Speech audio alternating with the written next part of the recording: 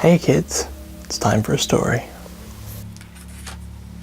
Once upon a time, Papa Bear and his wife Tallulah Bear, Mama Bear had left him in the winter of '06, were chopping wood outside Bear Manor's Storybook Vale. It was late and it was getting dark.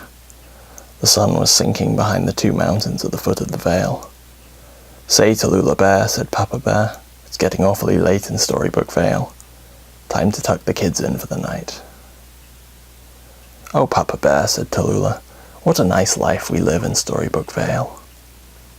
So Tallulah Bear went to check on Sun Bear, ensuring that his sheets were straight and his toys were tucked safely away. "I love you, son," she said. "I love you too, Tallulah," he said.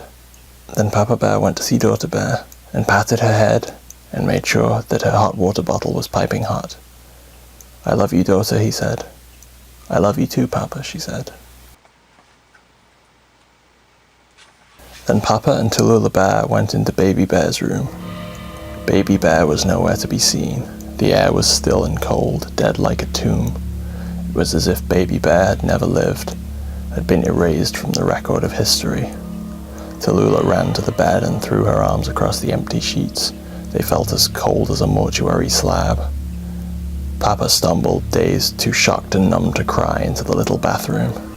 There, in a childlike hand on the mirror, were the words, "This is the way of all flesh."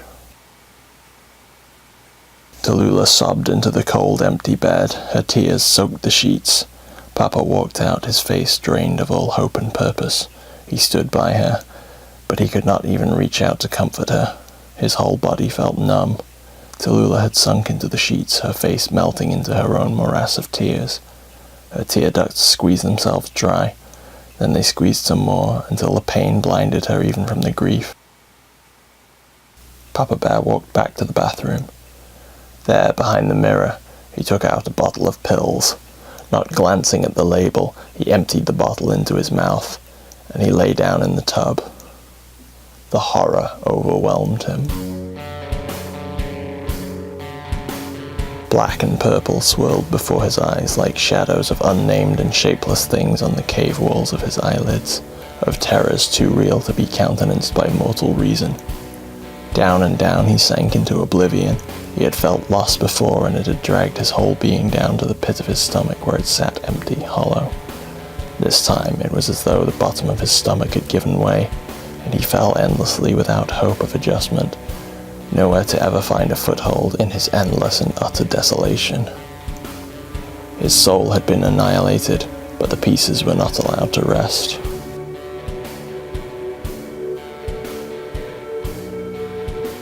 When he opened his eyes, all about him was dark, but he saw in the frightened greenish-bluey whites of night vision, as though some outer aid permitted him the means to see.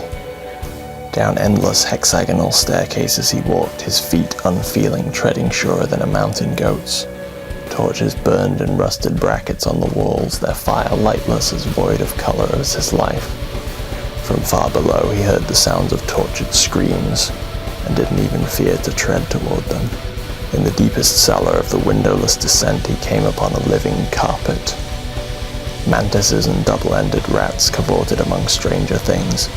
A starfish opened human lips to sing, and all that spilled forth was insanity. Arms grasped and writhed from cracks in the stone floor. A dog that ate itself from its tail upwards stopped and regarded him with the eyes of an owl. Gold flowed liquid through the sprawling mass of crystallized madness. Her shape flexed and distorted into endless facets in the thick, black air before his face, and in each of its faces he saw Tallulah, the Queen of Tears, from whose ducts flowed the oceans of the world. He pressed on through the madness, the back halves of vermin fused together, stumbling and warring with themselves to get out of his way as he stepped. Strings of intestines, molten effluent chugging its way down them, hung from the shapeless ceiling, but he scarcely noticed them. Through doors of breathing, sighing glass, onward he pushed. Blind old men in rags turned their unseeing heads up at him as they sat chained to the living floor. Finally he came to a chamber entirely made of mouths. Where they led to he could not see through the gloom, but all at once they spoke to him. "I am Ythdragnorg," they said, some in a whisper, some in the tortured shrieking of prisoners from some dank dungeon of the Dark Ages. I am the carer and guardian at the gates that lead to the dream mind of that mad god whose name I cannot speak.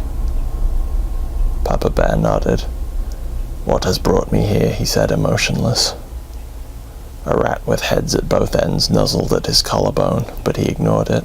I was sent to tend to the insane one's fitful waking, said Ythdragnorg. I am not the taker of your child, but even now it walks among your fellows in the living world of Storybook Vale. What is it? Papa Bear said, a faint quintessence of emotion stirring in his depths as if from a forgotten life.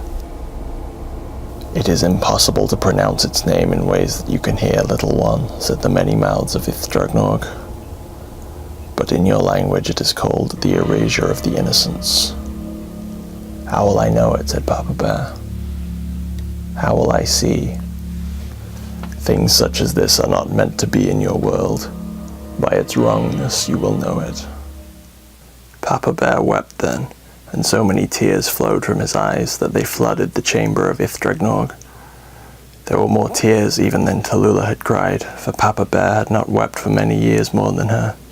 The flood carried him up the long stairways that he had descended, ever up into the light. When Papa Bear awoke, all was as he had left it. Tallulah still sobbed into her bed, now little more than mush, but something else was stirring in the house. And now where it had been forever, he could see it anew, a great beak protruding from the floor that clacked open and shut, eyeless spiderlings jumping from it, snapping mandibles at the sad world. Papa Bear went outside into the cool night and hefted the axe from the wood pile.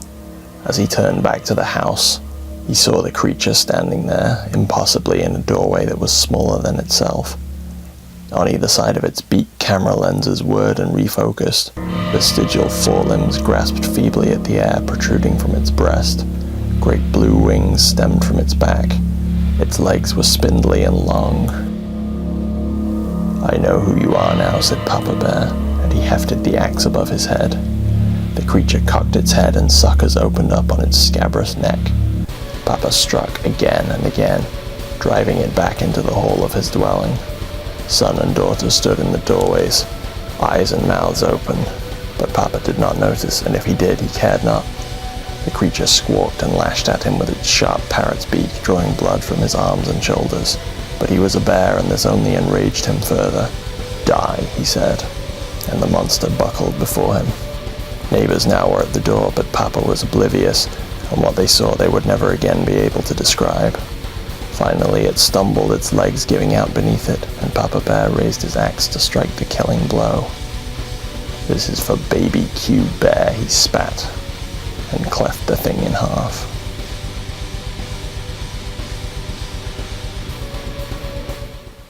Morning came quietly behind him. No one said a word. The erasure of the innocents lay dead, cockroaches spilling from each gash in its twisted corpse. Already crows were descending to tear at its suppurating flesh. Papa would drag it out and burn it, but for now his strength was spent. That evening he returned to Ythdragnorg, leading Tallulah behind him. Her eyes were red and bloody now. A thin trickle of blood mixed with the water that had soaked back into her skin from the bed now made a pink stain that gave her an unearthly appearance. Papa led her gently to the chamber, where the many mouths had ingested the water from his tears. I will take her into me and care for her, said Ythdragnorg. Papa nodded. Tallulah's mind was gone. This ancient, used to dealing with the madness of a deity, could care for her in ways that he could not. He watched her be swallowed up with nothing, no feeling at all, a spent battery. It would take many years for Storybook Vale to recover from the terror that had befallen it that night, but the legend remained, and forever after the folk of the Vale told it in whispers, until it passed into the folklore recorded here.